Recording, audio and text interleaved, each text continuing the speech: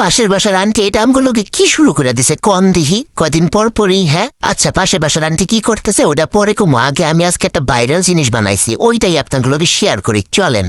তো এদিকে ফ্রিজ খুলতে না খুলতে দিয়ে একটা লাল টুকটুকা বোম্বাই মরিচ আমি মরিচ আর ধন্যবাদই নিতে আইছিলাম ফ্রিজে। তবে আমি এটা কইতাছি যে তোর আমি পরের রেসিপি বানাবো। আর এই জায়গায় আমি একটু মুরগির মাংস নিছি, ধনিয়া পাতা, কাঁচা মরিচ, তারপরে পরিমাণ মতো লবণ দিয়া মুরগির মাংসটাকে ম্যারিনেট করে নিতেছি। মুরগির মাংসটা কিন্তু আমি ব্যারিন্ডার করে নিছি। হ্যাঁ, আর হেনের টমেটো সস, তারপর সয়া সস। আল্লাহ আল্লাহ আল্লাহ, গোলমরিচ একটু বেশি পড়ে গেছে গা, দেখছো এটা কি ঠিক হয়েছে? তো যাই হোক, থেকে একটু কমে অল্প একটু তেল দিয়ে আমি এটারে ভালো মতন মাখা জুকা করে নিব। এখন আপনারাও কিন্তু এইভাবে মাখা জুকা করে নেবেন, এটাই কিন্তু মেন ইনগ্রিডিয়েন্টস। হ্যাঁ, তারপর এখানে আমি অল্প একটু ময়দা নিয়ে নিয়েছি, এখানে কিন্তু ময়দা ছাড়া হবেই না। তারপর অল্প একটু করে পানি দিবেন আর এইভাবে মিক্স করবেন, অল্প একটু করে পানি দিবেন আর মিক্স করবেন। তারপর লাস্টে যখন মিক্সড হয়ে যাবে অল্প একটু তেল দিয়ে এইভাবে গুতাইয়া মাখাইয়া নিবেন। তারপর আটা মাখানো শেষ করেই আমি চলে গিয়েছি আমার নানির মেয়ে সুকেশের সামনে। বলেন তো এত কিছু সাজিয়ে রেখে কি লাভ যদি খাইতেই না দেয়? এই থালা বাসনে কে খাইব আমরা সারা? ও মা, বাটির ভিত্তি এটা আবার কি চাবি? কোন গুপ্তধনের চাবি? তো যাই হোক, আমার একটা বাটি লাগতো, আমি বড় একটা বাটি নিয়ে এসেছি। এখানে আমি বেলুন ফিরে নিয়ে নিয়েছি আর এখানে হচ্ছে আমি 4টা রুটির গোল গোল করে নিয়েছি। আর এখন আমি হচ্ছে রুটিগুলো বানাবো আর বাটির মধ্যে কাটবো। ও মা গো মা, আমার রুটি তো বানাতে ছিঁড়ে গেছে, এটা কোনো কথা? আমি কখনোই পারফেক্ট রুটি বানাইতে পারবো না, বুঝতে পারছি। তো যাই হোক, বাটির মধ্যে আমি এখন গেঁথে দিচ্ছি। আরেকটা কথা বলি, তোমরা কেউ এত বড় বাটি নিবা না, একটু ছোট বাটি নিবা, ঠিক আছে? আমার বাটির সাইজটা একটু বড় হয়ে গেছে, তো আমি রুটিগুলো ছোট ছোট করে বেলে এর মধ্যে আমি লেয়ার করে দিয়ে দিচ্ছি।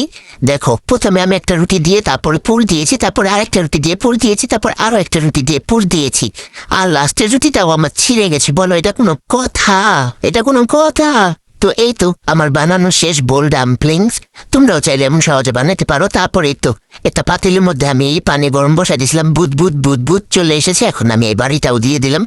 আর এই যে দেখো, পাশের বাসার আন্টি আমগুড়ে কি দিয়া গেছে, এটা কোনো কথা? ডেলি এমন ইফতার দিয়া গেলে কেমন দা লাগে কত? আমরা আজকে এই আন্টিরে কি বানাইয়া দিম তোমরা কমেন্টে জানাইও, ঠিক আছে?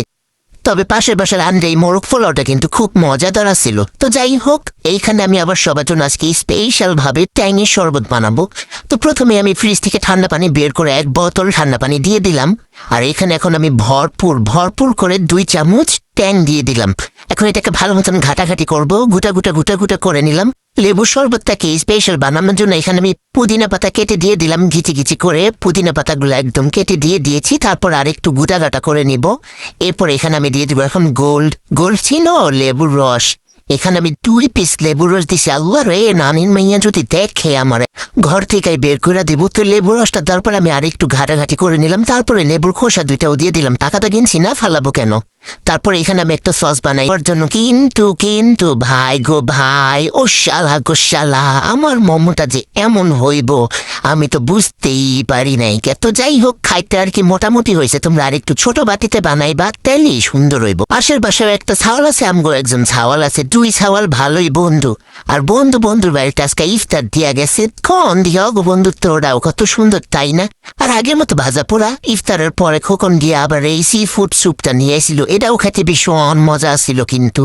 তারপরে রাত্রেবেলা খালামি আবার রাঁধছি গরুর মাংস, এটা দিয়ে সাদা ভাত আর সাথে একটু বোম্বাই মরিচ ফেলে পুরাই মাঝে। তো আজকের ভিডিওটা এই পর্যন্তই। সবাই কমেন্ট করে জানাবেন কেমন হয়েছে। আল্লাহ হাফেজ।